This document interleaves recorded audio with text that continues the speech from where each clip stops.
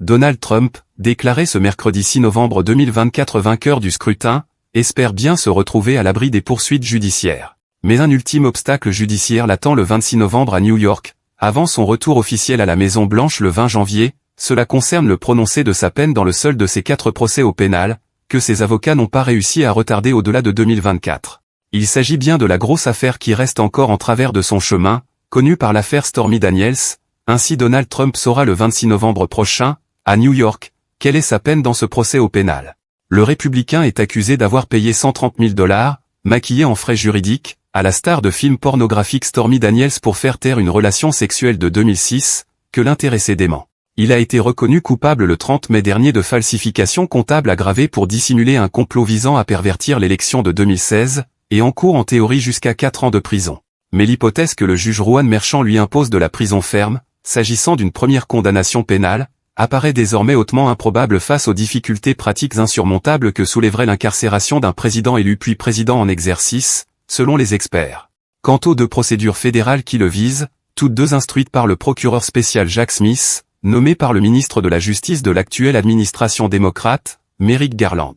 Le républicain a indiqué fin octobre vouloir, s'il était élu, le virer en 2 secondes. Donald Trump a confirmé « Je le virerai en 2 secondes », a-t-il dit lors d'une interview en réponse à la question de savoir s'il se gracierait lui-même ou ferait limoger le procureur spécial Jack Smith. Concernant le premier dossier, il porte sur sa tentative visant à inverser les résultats de l'élection de 2020, et se déroule à Washington. La Cour suprême, qui lui est favorable, a reconnu le 1er juillet au désormais 47e président des États-Unis, une large présomption d'immunité pénale, obligeant Jack Smith à présenter fin août, un acte d'accusation révisé.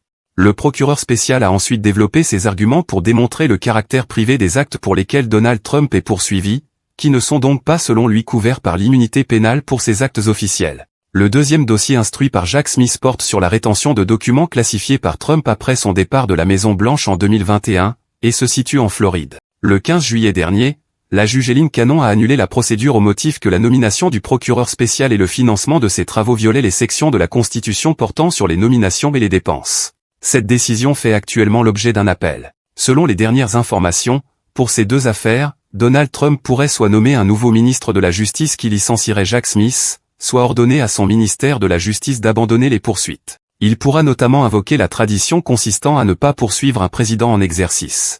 Reste encore une autre affaire qui poursuit l'homme d'affaires en Géorgie. Dans cet État que Donald Trump vient de remporter, il est poursuivi avec 14 autres personnes pour des faits similaires à ceux de son dossier fédéral à Washington, en vertu d'une loi de cet État sur la criminalité en bande organisée. Dans cette affaire qui peut rester au moins jusqu'à l'année prochaine, tout dépendra de la décision de la Cour d'appel de l'État, saisie d'une demande par les accusés de dessaisissement de la procureure.